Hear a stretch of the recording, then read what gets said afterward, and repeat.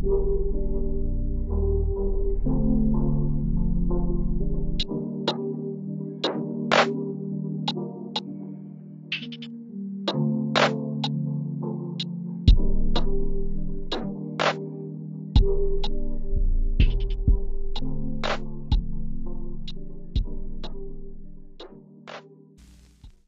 we're really excited to be joined by Kyle Cushman for this episode. The Leafs have had a pretty interesting offseason so far, to say the least. And as a contributor at theleafsnation.com, we're going to pick his brain about some of the moves they've made so far and what they might need to do moving forward. So Kyle, thank you so much for taking the time to join us. Hey, thanks for having me, guys. Okay, so let's start with the moves in net that set Leafs Nation a little bit on fire. Oh boy, starting hot. Yeah, it's definitely a lot of chatter going here. So what do you first make of, what did you make of the Leafs letting Jack Campbell walk and instead kind of opting for the duo of Matt Murray and Ilya Samsonov? It's bold, that's for sure. In terms of Jack Campbell and just kind of starting there, he had his moments as a starter. He started the season really hot. Looked like he was in Vezina contention for the first couple of months, but whether it was the COVID break or just kind of having to play that starter's workload for the first time at the NHL level, kind of faltered as the season went along. He was solid in the playoffs and had some good moments in the playoffs, but overall, he's an average starter that has some health concerns and hasn't done it over a large sample. And he's 31 now. So yeah. 5 times 5 is a really risky contract over term. And I'm perfectly fine with the Leafs not making that bet.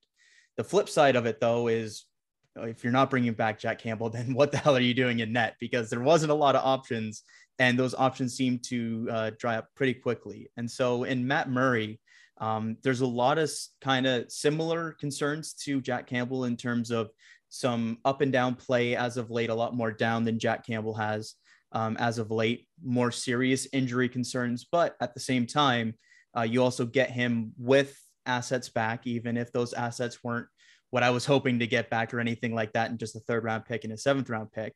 You get him a little bit cheaper as well, and for 3 years less term. So I think both moves have risks involved in them. And Matt Murray, it's definitely the riskier play, not necessarily long-term, but in the short term.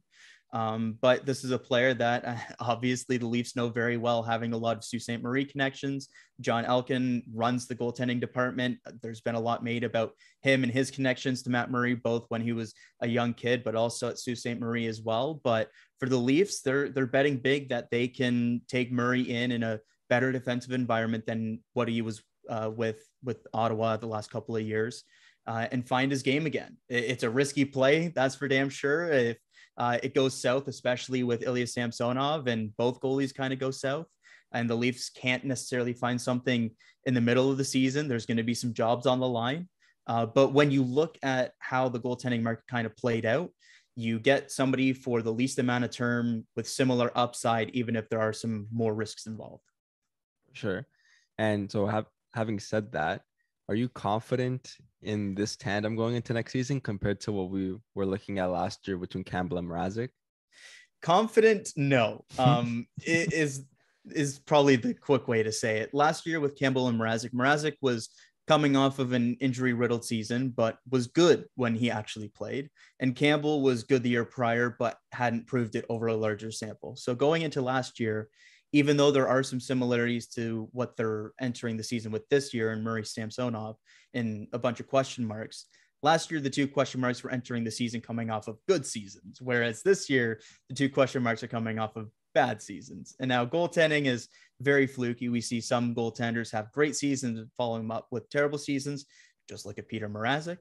But for the Leafs here, the hope is that one of the 2 bets can play a significant amount or can play enough throughout the regular season and play well enough that you can feel good about them going into the playoffs. Samsonov, even though he had a sub 900 save percentage last year, he did play 44 games, and that's a fair bit when you're looking at a mid-20s goaltender who still played under 100 games in the NHL. And a couple of years ago, we were talking about him as one of the best, if not the best goaltending prospect in hockey, with KHL numbers similar or better at the same age to guys like Igor Shesterkin and Sorokin there. So I wouldn't say I'm necessarily confident in this pairing going into the season, but in goaltending with the Leaf situation, if you take a couple of bets on a couple of players, you hope that one of those play out. But no, I wouldn't say I'm confident, to say the least. I'm kind of excited to see how it plays out. I'm very excited. Yeah. Excited. Yes. Confident. Maybe not so much.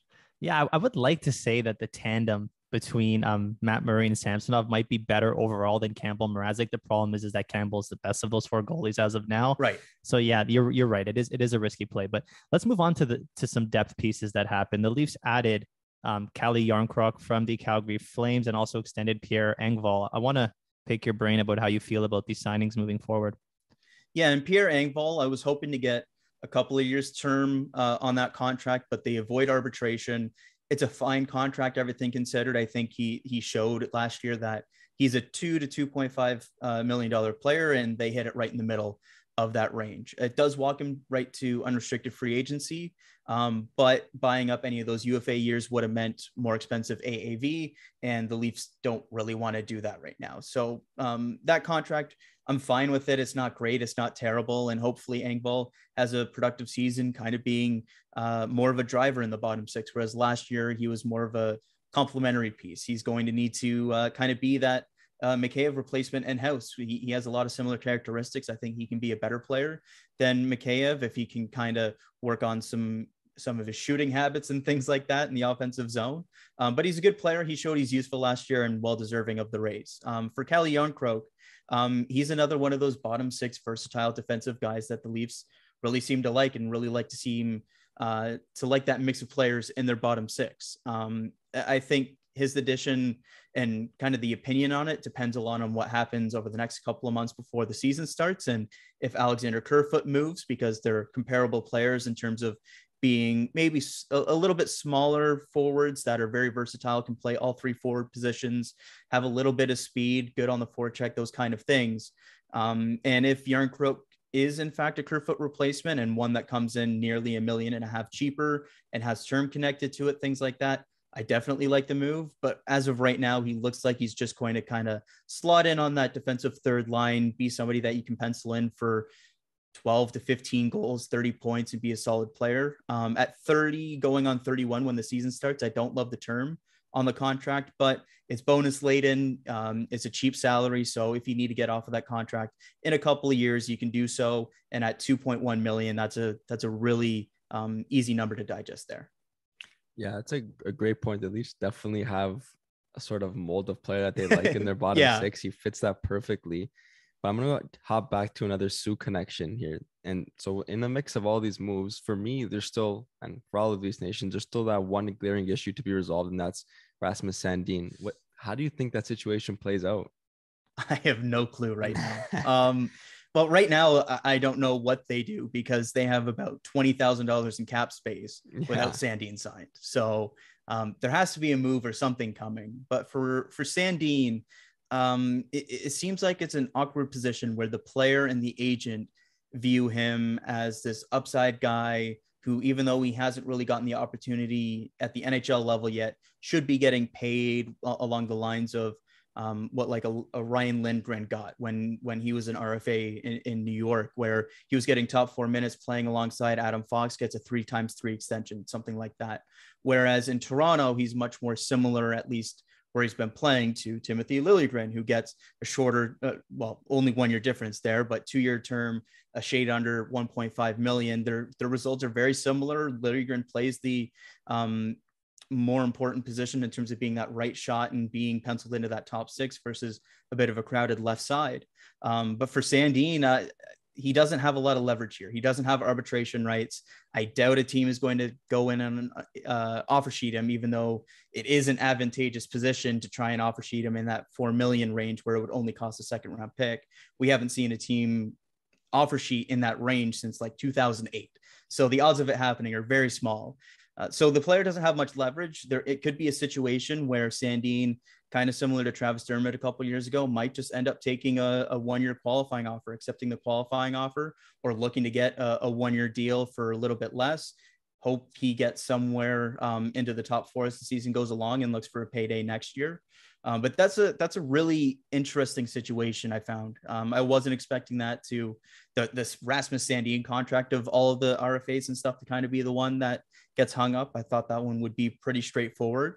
And hopefully it doesn't drag out too long, because right now there's still a couple moves that I'd like to see the Leafs make, and the roster isn't complete as is. But right now there's literally no room to re-sign Sandin. So something's got to change. Yeah, that's very true. And actually, this bleeds well into my next question, because if Rasmus Sandeen does sign, this question becomes a lot more important. The Leafs got a bit of a problem right now. I think I was talking to Steph that they're operating under negative cap space currently at the moment. They need to shed some cap. I mean, we hear names like Kerfoot, Hall, even maybe walking away from Muzzin going around. Like, best case scenario, Sandeen signs, or even more in the hole in terms of cap. Like, what do you think the Leafs do to shed that space? I think the straightforward answers are the Kerfoot or Hall. I'd like to keep both players. I think both are useful players, especially at their cap hits. But something's got to change here with the roster currently constructed. Cap friendly, I think, has them in negative cap space right now. They can get down to cap compliant by 20,000 if they have a minimum roster, but that's without Sandin signed. So they do have a roster that works right now. That's just without Rasmus Sandeen signed. And that's a pretty important piece going forwards.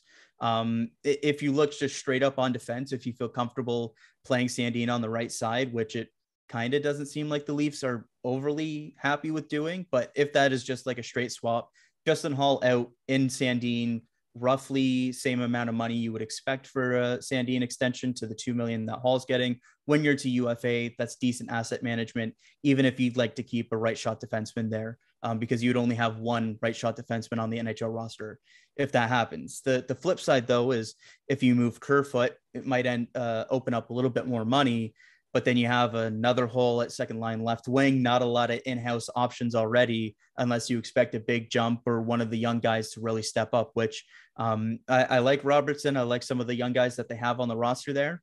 I just don't know if they're quite ready to step up into that top six role right away. So it's going to be a tough decision either way. I would like to see some combination of, honestly, both kind of move out and you sign Sandin, but then also go out and get another forward that is a middle six option and kind of gives you a different look on the second line. Because as versatile, as useful as Kerfoot is, as good of a season as he had last year, the second line's results weren't very good with him on it. It doesn't look like things are going to change in that regard with Tavares and Nylander kind of playing together, probably, just with how the bottom six is currently constructed. And so unless Kerfoot's moving to the bottom six and they kind of figure something else there, I think it makes a lot of sense to move Kerfoot there. Opens up a little bit more money, maybe opens you up to try and find another free agent currently out there. There's a couple of forwards still available in that kind of 2 million range. But yeah, it's going to be interesting to see what they decide to do to free up some money, because they have to do it. There's no way that they can sign Sandin with the current roster. So that's going to be an interesting call, whether they do move Hall on the back end and kind of keep it tight there, or open up a little bit more money with Kerfoot. I don't think Jake Muzzin's going to move at this point. If that was going to happen, that probably would have happened before free agency started, something like that. I just think that they view him as too important a piece on the defense, too unique of a piece on the defense. And even though it would kind of open up that left side shot, open up a lot of money, things like that, there hasn't been enough noise and enough traction for me to really think that that's going to happen at this point. That's fair. I had one name that I've seen floating around a lot on Twitter is Sonny Milano. That's a boring answer. I want to go for the answer that's going to get heads turning, and that's Matthew Kaczuk. We spoke a little bit about it. Okay, we're swinging. Okay, but Matthew Kaczuk wants out of Calgary. How are the Leafs getting him? If they do, let's pretend we're in this magical world. Well, for starters, we don't know what teams are for sure on Kaczuk's list or anything like that, where he actually wants to go. Yeah. But what we do know is that his line mate with the London Knights, when they won the Memorial Cup, is on the Leafs roster there. Mm-hmm. We do know that there's a lot of connections between Austin Matthews and the Kaczuk family and stuff like that. So there are some connections where you could go, okay, maybe he'd be interested in coming to Toronto, even if, as it currently stands, it looks like he wants to get out of Canada. So I don't think by any means is the most likely scenario. But if something like that is happening, you're probably starting with a William Nylander and looking for some kind of swap there, add maybe a little bit. But yeah, I mean, it would be fun to see the Leafs get involved. I mean, if they're not doing their job, if they're not making the call at the very least. Absolutely. But with another even more expensive forward, it's a bit of a long shot. It would be great to see, though. Here's a question I'm asking you. You're Kyle Dubas. Trevlin calls you on the phone. He says, Nylander, Sandin, 2 firsts for Matthew Kaczuk. You pulling the trigger? The 2 firsts is a lot. In addition to both of those pieces, Nylander, I'd be comfortable with. Sandin, I'd be. I would try to get that deal with like 1 first-round pick in Nylander, something like that, instead of Sandin and the extra first. But like something like that, like. I honestly, I don't know what Calgary's going to get for Kaczuk, because as they've kind of got a short window to try and make a move happen with the arbitration deadline and things like that, where they can't negotiate past that point. A team that acquires him is inheriting that. And then if they acquire him, then that's a 1-year award of like $9 million plus, and that walks him right to UFA. So I don't know how many pieces you're giving up for that. But yeah, it's probably some kind of framework like that if you're really trying to make a blockbuster. Yeah, I think the offseason has actually been kind of nice to us in terms of storylines to talk about. No kidding. There's been a lot. We thought we were even the draft and everything, which is usually like so straightforward and boring. Like we thought we were going to be sitting here talking about who knows what, but we've actually had quite a bit to talk about. And with that, Kyle, I think that kind of brings us to the end of our interview. Really appreciate you taking the 15-20 minutes out of your day to talk to us a little bit about the Leafs, because we can talk Leafs all day. Really appreciate that. And just before we fully wrap up, just want to give you a chance to shout out some of your work, where people can find you online, so that people can continue to kind of follow the great stuff you're doing. Yeah, thanks. And thanks for having me on, guys. You can find my writing at the Leafs Nation. I've been doing a lot of prospect stuff recently, with development camp going on, with the draft recently wrapping up. In a busy month coming up, as we get into our prospect rankings, top 20 site-wide. At the end of it, I'll probably have my own personal rankings as well. And in addition to all of that, at the very end of that is going to bleed right into the restarted, I think is the word you could use, World Juniors. So there's going to be a lot of prospect coverage coming up at the Leafs Nation that I'm going to be a part of. And then into the season, a lot more NHL stuff as well. That's where you can find a lot of my work right now. Into the next season, we'll see if there's any more stuff going on with podcasts and stuff like that. Remains to be seen. But for any other stuff, you can find me on Twitter at Kyle_Cush, Cuash, not with a K. That's a very different person on Twitter. So that's where you find all my stuff. And yeah, thanks for having me on, guys. Thanks, Kyle. Yeah, and everyone, go follow Kyle's work. We're big fans of what he does. It's important to kind of understand the prospect pyramid, especially if we're going to be trading for Matthew Kaczuk. We want to know who we can and can't lose, kind of thing. So please go check his stuff out. It's fantastic. And Kyle, thank you again so much. We really appreciate this. Thanks, guys. Thanks for watching. If you enjoyed this video, please hit that like button and subscribe for more content. And find the link to our full podcast and all our socials in the description down below. Also, don't forget to turn on those notifications to get live updates on new videos that we release.